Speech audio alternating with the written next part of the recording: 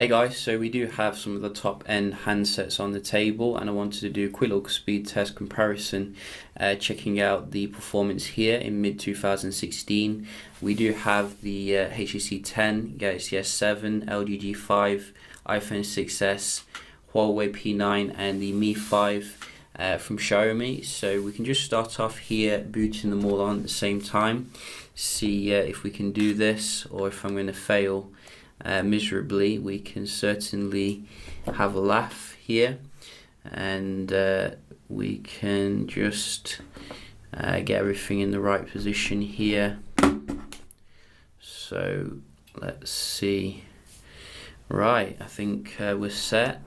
So 3, 2, 1, let's go.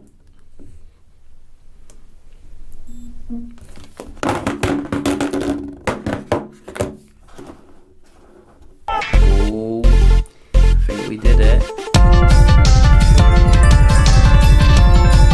is very nice. And we do have the 6S out in front as usual. S7. P9's gone mad. G5, very nice. Then the Mi 5. Ho ho! Who's going to win out of the P9 and the HTC? For miserable 5th place. Who's going to win? Oh, P9, very nice. Even though it had an issue, it still beat the HTC. That is pretty bad, HTC, come on. But nevertheless, you know, the boot up isn't everything here. There are other things to bear in mind. So we can certainly have a look here how they compare. They are running obviously very high-end processors. Snapdragon 820, I think, in most of them. Exynos in the S7, obviously. We do have the best stuff here in Europe, and I think we're getting Kirin 955 in the P9, which is very good in terms of the fluidity. So we can just get Geekbench up here on all of them. So you can see this is quite a nice rundown here of what you're getting in terms of the benchmarks. So start these up. There we go.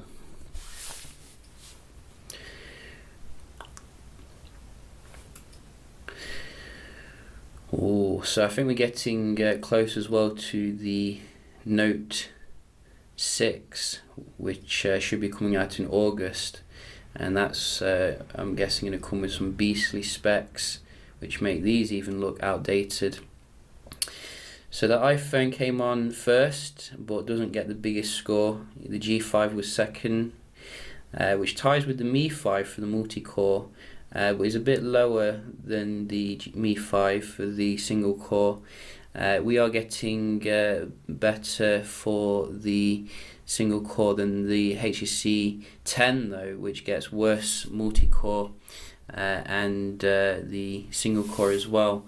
So the S7 is well out in front though, but the P9 is actually really good actually with the multi-core, but the single core is obviously very important. So very good here for the Mi 5, but the iPhone is dominant when it comes to the single core, which is very nice for 6-month-old processor.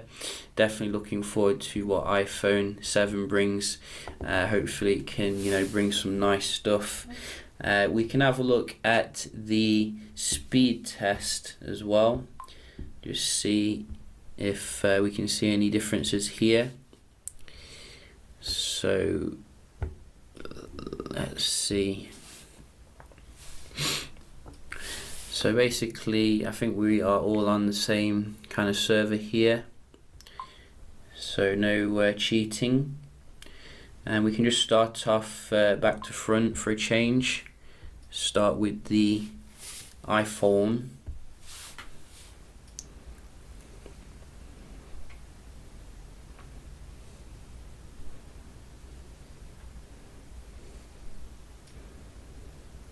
Oh yes, that's what we like to see.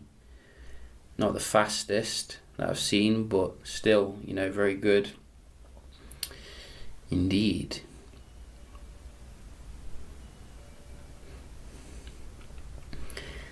And very good for the upload. Next up we do have the Mi 5.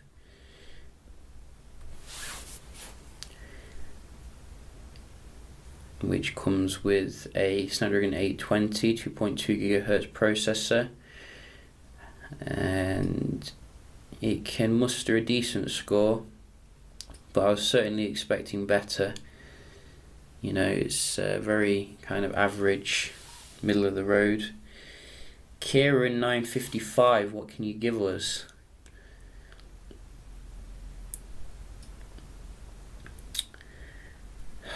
Can't give us nothing, unfortunately.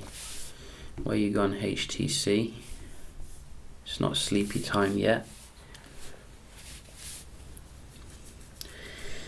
So Kirin 955, you know, could do better there, I think, for high-end processor.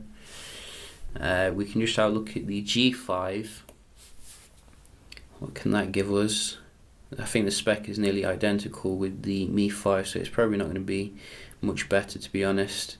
And as you can see, I definitely think the G5 is, you know, not that good when it comes to the Wi-Fi. Literally every one I've done with the G5 has been below 100. Maybe it's because of the build quality, like the design. It has some weird creases at the back for the antenna. So I don't think if you enjoy your internet speed, you should buy this. But nevertheless, what can the S7 Exynos give us?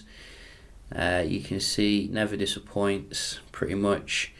Not quite as good as the iPhone today, but you know, still ahead of the pack here, which is very nice. And finally we do have the HTC 10. You know, this has a lot of expectation here on its shoulders. What can it give us?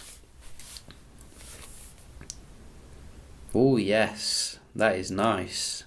It is Snapdragon 820 obviously, and you can see it is nearly getting to the Galaxy S7, which is a good achievement on its own. So it's just ahead of the Mi 5 when it comes to the Snapdragon 820 representatives, and that is pretty awesome. For the upload, we're getting a draw between the G5 and the S7, I think. Yes, so those two are done very well when it comes to the upload. It's just a download though, which the G5 doesn't seem to be very good at all. But yeah, just a quick little speed test comparison here. I will be doing some in-depth like camera tests of the HTC 10, checking out how it compares against the top dogs.